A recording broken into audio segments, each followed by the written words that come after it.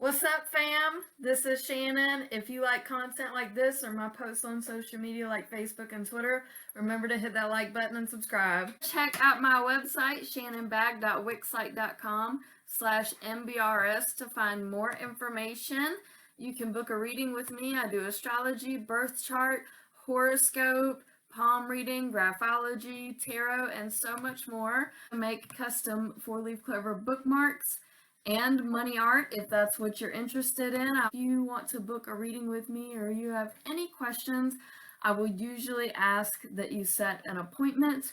So let's get into the video. One really quick disclaimer, I will never reach out to you first. I will answer emails, I will answer phone calls, but I will never direct message you first. Know that there have been issues where people are getting the idea that I'm contacting them first. It may be that there's somebody pretending to be like me that I don't know about yet. If you need anything, you are absolutely welcome to reach out to me, and I'll usually answer same day. Today, we're going to be talking about the 10 questions you should be asking at an interview. So, anytime that you go to an interview, you sit down or you are on the phone and you're having this conversation and they ask you, do you have any questions? Besides the basic information about the job, you should be asking about their company.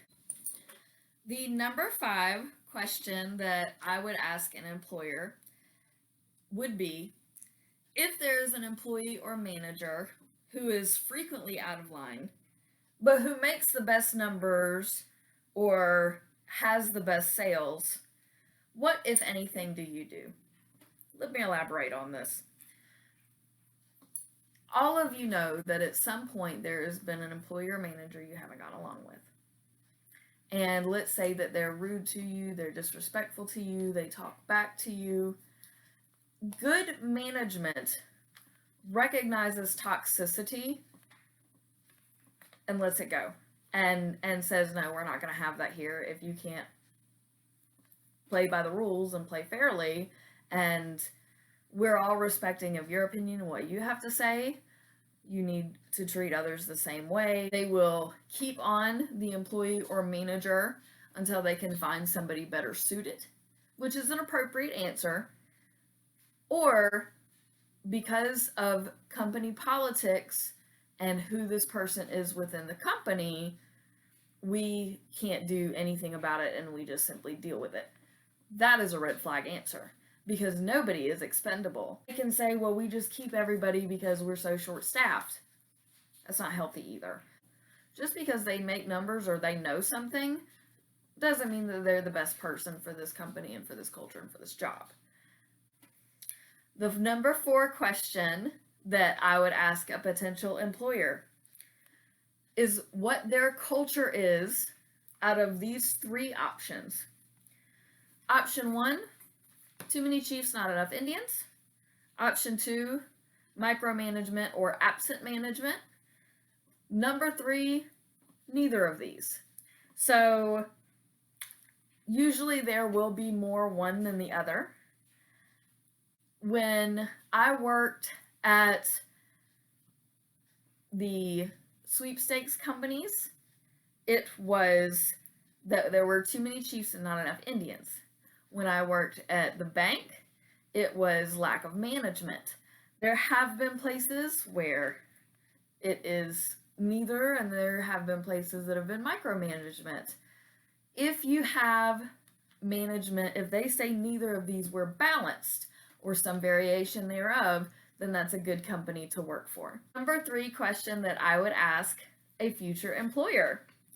Is there ever a time when the company uses doublespeak, saying to do one thing and then the opposite? If so, please give an example and explain. So, doublespeak can really bring down employee morale for a company. If they are telling you that they're going to do one thing and immediately flip-flopping and they go back and forth regularly, then they do not have proper protocols and procedures in place and you need to run. If they say, oh, can't think of any, it may be that you've put them on the spot. It may be that they genuinely just can't recall it at that moment, and that's totally fine.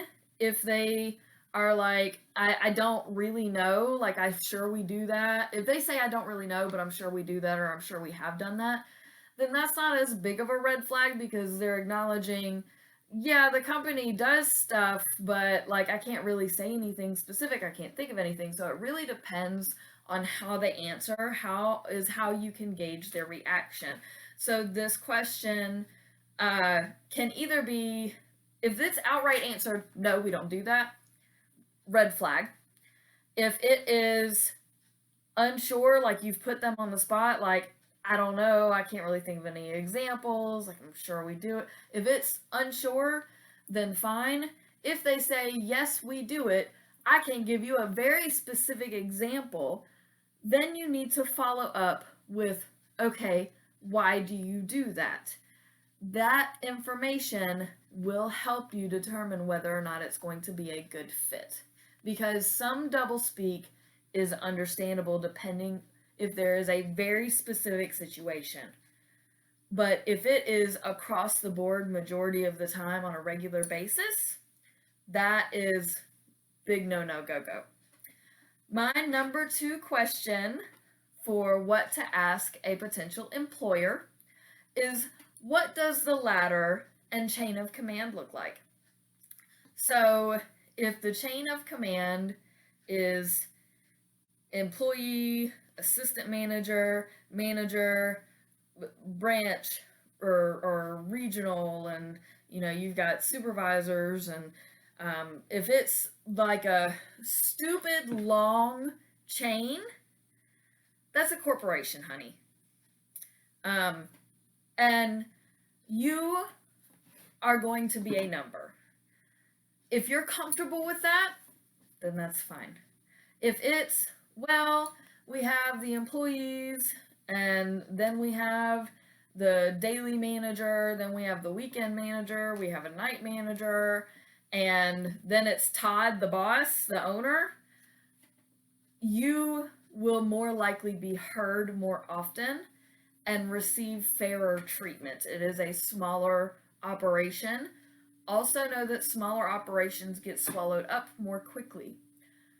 You want to find something that is right in the balance of feeling heard and feeling valued versus you're just a number and you have to make numbers constantly.